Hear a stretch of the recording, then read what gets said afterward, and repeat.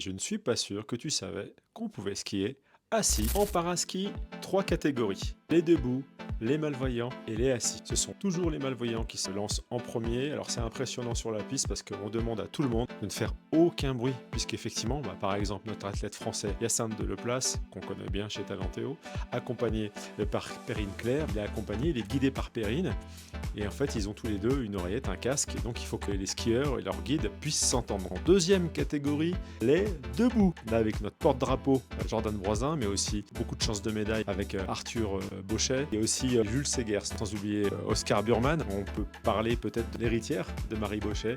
Il s'agit d'Aurélie Richard. Alors, remporter le gros globe, troisième, eh bien, ce sont les catégories assis. Ils sont en bob ski. Ils sont les troisièmes à partir, donc il y a parfois des problèmes d'état de la piste. Moi-même, j'étais à Sochi il y a quelques années maintenant.